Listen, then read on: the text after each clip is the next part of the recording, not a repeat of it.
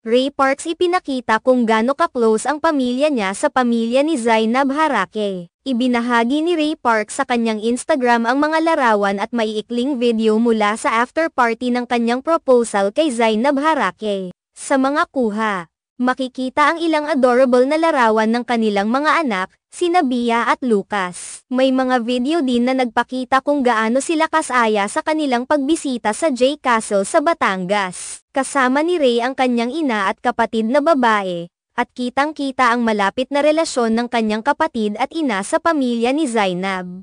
Ang mga sandaling ito ay tila nagsilbing pagpapatunay ng kanilang masayang samahan at ang init ng kanilang pamilya. Mula sa mga ngiti at tawanan, tunay na naipapakita ang saya ng bawat isa sa kanilang mga aktibidad.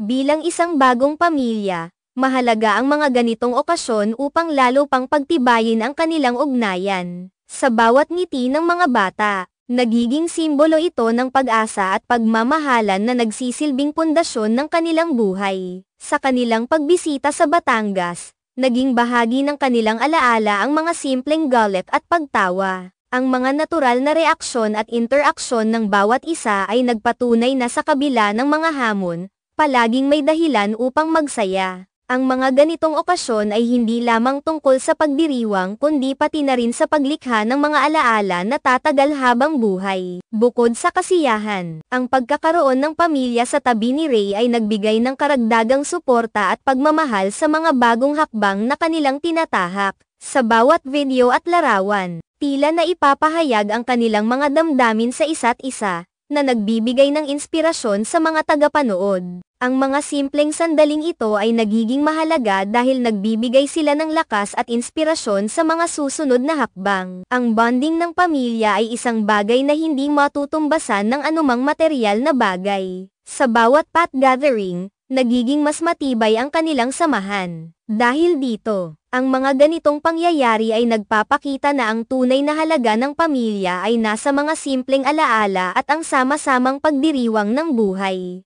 Ang bawat salin ng mga kwento, mula sa mga bata hanggang sa mga matatanda, ay nagiging parte ng mas malawak na naratibo ng kanilang buhay. Sa mga larawang ibinahagi ni Ray, makikita rin ang pagmamalaki at kaligayahan sa kanilang bagong yugto. Ang mga alaala na nilikha nila sa Batangas ay hindi lamang isang pahina sa kanilang kwento kundi isang mahalagang bahagi ng kanilang paglalakbay. Sa kabuuan, ang pagsasama-sama ng pamilya sa mga okasyong tulad nito ay mahalaga. Ito ay nagiging simbolo ng pagmamahalan at pagkakaisa, na nagiging inspirasyon sa iba. Ang bawat sandali ay isang paalala na sa likod ng bawat tagumpay, naroon ang suporta ng pamilya, na walang kapantay ang halaga.